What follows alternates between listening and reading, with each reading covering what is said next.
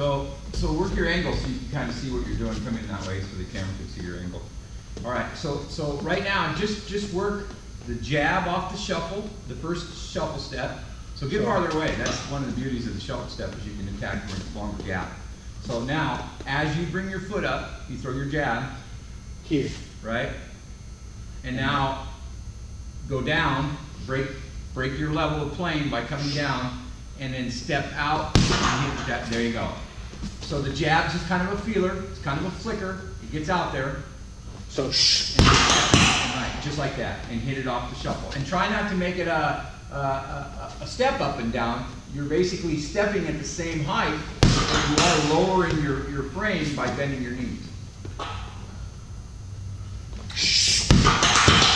So what I see right now is you really rise up on that first step, and you don't want to. You want to just come in. So it's just here. Right. Camouflage. Movement. He's not going to know that you're going to be closing that much gap.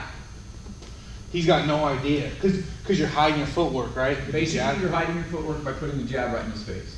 So it's It's almost like my hanging jabs where I leave it out there just long enough that I kind of like, I either cause them to react. I mean, the nice thing about when you leave the jab out, so you come at me with a quick jab. Quick jab. No, I want you to throw a quick jab. just like that. Okay? So I can maybe just get off of it, right? But throw a jab out and leave it for a second. I have to acknowledge it. Okay? So if you leave that jab out just for a little bit, it forces me to acknowledge it. And by forcing me to acknowledge it is feeding into your next technique, right? So it's kind of like how I like to refer to hanging jabs and hanging back fists. If I put my hand here in your face and I start coming, you have to respond to it. And once you do, it's going to feed into whatever I decide to come back with, right? So you're just going boom. Right, leaving the jab out, getting him to respond. Go ahead and throw the jab. Bing, and now you're coming right in with that shuffle step, boom, and hit me with that hard body. So you're not going like this. It's not a quick out and back. It's stick it in his face and then follow it right back in. So I'm out here, so I go, and then boom, and they don't know what's about to happen. Right. Here. So yeah, it's Too high. yeah. Be more realistic about where you're putting it. Throw it like go a over there and put your chin on the bag. Get in a fighting stance. You're standing straight up. Bend down a little. Now walk up to the bag and show. And where's your chin at? It's right about that F. Right about where the F is split. Yeah. Okay, that's where your jab should be. Okay. You're throwing your jab way up high.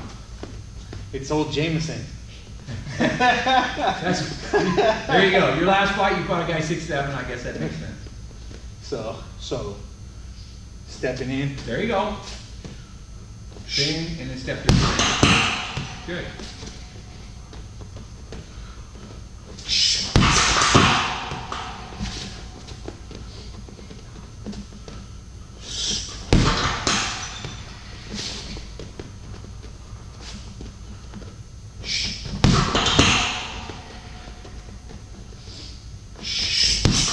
Now, throw the combo where you do the hanging jab, come in with that body shot, and come right back around with that left hook. To the head. Yep. So I'm here. I'm stepping in on that. Look at where that hand was. Way up. Oh. Come on. Focus on target areas that's trying to be more effective. Oh. Boom. Okay, so look where that punch went. Your punch is awful high too, your second punch. Get it down where it's going to do some damage. There you go, down there in the liver or the ribs or wherever. Bing. Good. Okay, so that hook, you're going to want to get it back up there in the F area. Because that's where you're going to the head with it, not the shoulder. There you go.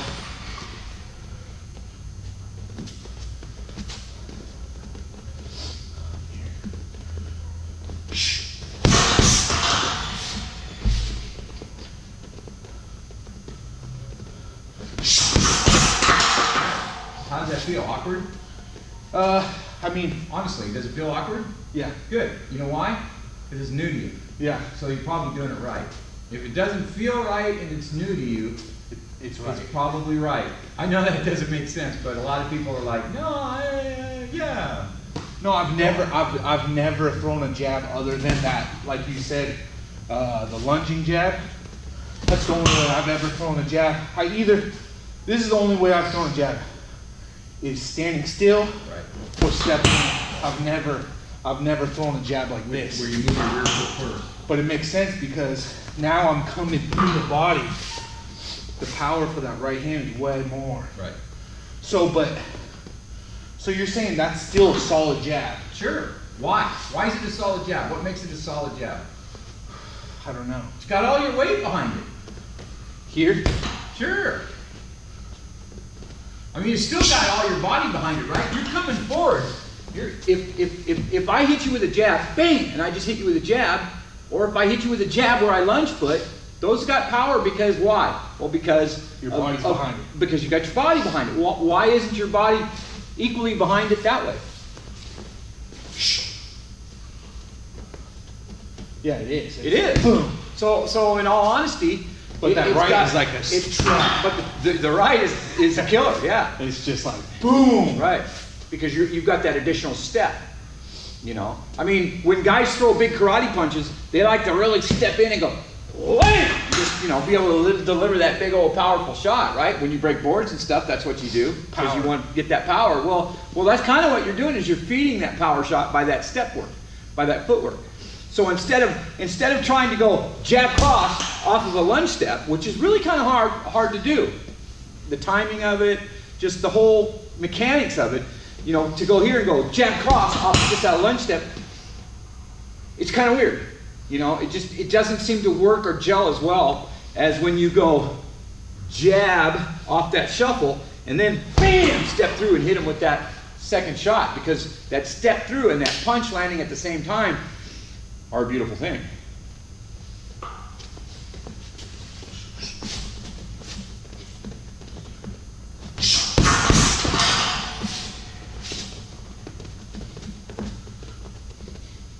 So now, let's change it a little. And let's say that you're going to come in with that jab. Okay, so you got that, you're here in your fighting stance, and you come in with that jab off that shuffle, right? And you let it hang. Okay, and his arms are going to come up, so they may be in the way. So now what you may elect to do is as you step offline on that second step, you may elect, instead of coming straight through with that cross, body cross, is to come around, hook it with that hook. So you're going here, basically you're going jab, bam, and hitting him with that hook.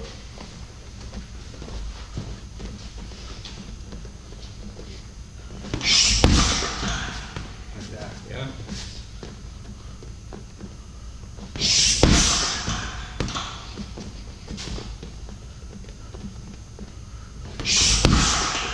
Like that? Yeah, I mean it's kind of weird actually to be able to come in on somebody that much, you know.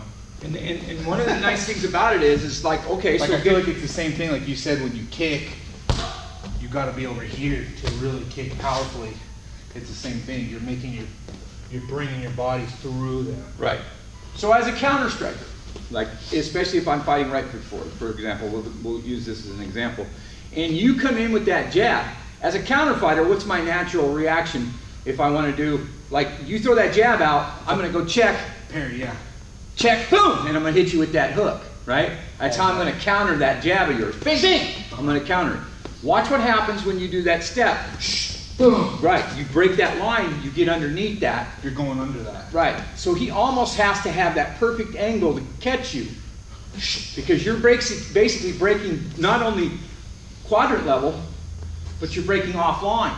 So you changed where your head is at, not just on the line coming in by breaking it down, by bringing it down and bending your knees, but you've also brought it over here, which makes it really hard for a guy that likes to lead hand counter with that opposite foot forward. Now, if he's fighting here, this is how it works for that. If I like to take that lead hand and throw that counter cross, right? Same thing happens. Watch what happens. Now you go down underneath, and boom, bang, you get underneath that cross. Or even if they parry with the backhand, right? It doesn't matter. Well, if they parry with the backhand, they're dead meat anyway, right? Because you're going to the opposite side of whatever I'm going to be able to do, and that's that's the beauty thing. If you got a guy that likes to check with that rear hand, when you take that off angle, it's all bad for me. Because from here, if I go here, right, it's almost impossible for me to try and do anything with this hand at that. Because my momentum's going. You're over here. I would have to cross my body up. So if I was here and I threw that, boom, boom, boom, would I want to angle this way? Of course you would. So just keep going Of around. course, why not? Yeah, and dominate the side. Controlling my root. Basically controlling me and keeping me from being able to adjust. So you may elect to step away and blast me with a leg kick, or you may elect to get into some kind of clinch and take me down, or you may elect to get into some kind of positioning where now you have me and you can throw all sorts of elbows, knees, whatever, because you're controlling my root. Basically, you're not allowing me to adjust to your center line. So if I'm here and I'm a left foot forward fighter, and you come in with that stiff, you throw that stiff first jab, you don't want to rise up. And see what I see you doing right now is rising up. It's like your head goes down, and you keep low. You're here, your head goes down, you don't rise up. You go right here with this hand, and you put it right in the face, right? And then, now you go down on that step, bang, and you hit him here. How much more power you think that is? Like, I mean, It's a ton more power. Yeah, because you're stepping in, the power is just, what is it, like doubled or? Well, I don't know. I guess It's it not a depends. surface punch, huh? It's a. No, it's just stepping in and blasting them. It's more than just an all shoulder punch. You've got everything working together on that. So people are gonna wonder how you hit so hard when you hit him with that. Huh? They're Correct. going, why is this guy hit so hard? Right. Because you're just getting through. And it's got a ton of power, yeah, no doubt about it. And you're getting offline as you come in. It's hard to make that combination work on the lunge step. It's really hard to make that combination work on a lunge step. Because you're too out of range, huh? You're gonna throw But because that. you're doing it in a shuffle step, you're actually getting 2 steps for the price of 1. So you're able to make the jab work, and then you're able to make the offline work. And as you step and you complete that step, I can go body, or I can go head, or I can even go here and go here. Oh. I mean, you've got, but again, if I got a guy that likes to check with that rear hand, Yeah. this especially is a good thing to come at him with, because as he checks with that rear hand, right, now I get down here, bang! And as long as I keep that chin tight to that shoulder, and he does get a fire off a hook, I would much rather take this exchange here where I'm hitting you with that body shot than you getting that little flowery right cross. But what makes this work well is your commitment. You don't want to stand back here and stay back here where his power is going to be to his advantage, right? I tell people that all the time. When you close, you want to close. You're dangerous here. Yes, I'm dangerous here too. But when I dictate movement and I get here, I've just taken away a lot of your ability to deliver a good solid shot. So now I know what I want to come at you with. You don't. You haven't gotten the time to adjust. So it's the same mentality of, if I try to turn away from you, all I'm doing is staying in a gap where you're going to be able to put something hard on me. Well, so how did that work for me? It didn't, So if the guy's halfway smart, he's just going to go, oh, yeah, your head moved, but check it out. I'm still where I can hit you.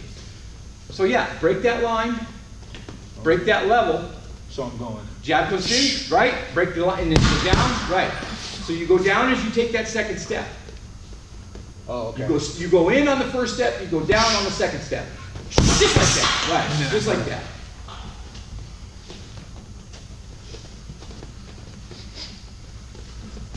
So I can be way out here. Go. Nice. Man. Yeah. Yeah. Now you get that to where that becomes a part of what you do very comfortably, and you're destroying people with that shot. Because you're just stepping in. Right. What's really cool is if you got them up against the cage or something, and you use something like that, because now you know they can't go backwards and try to mirror your gap. A lot of fighters are going to try and mirror off that first shuffle step. And if you don't give them the ability to mirror off that first shuffle step, they're dead. They're dead in the water. Yeah.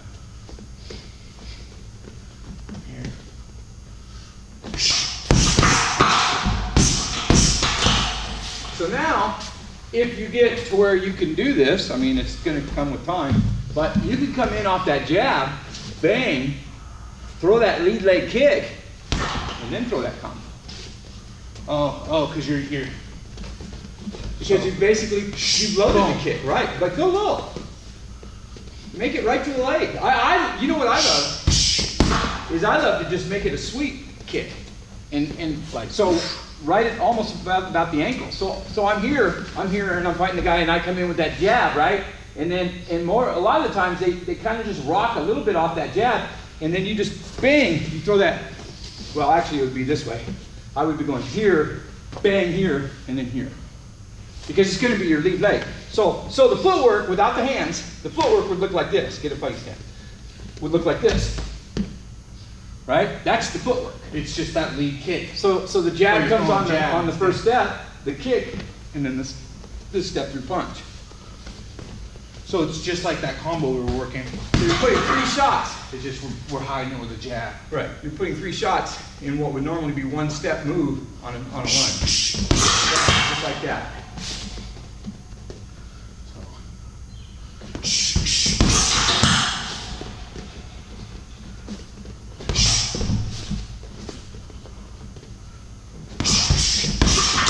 That's basically the combo you'd be looking for.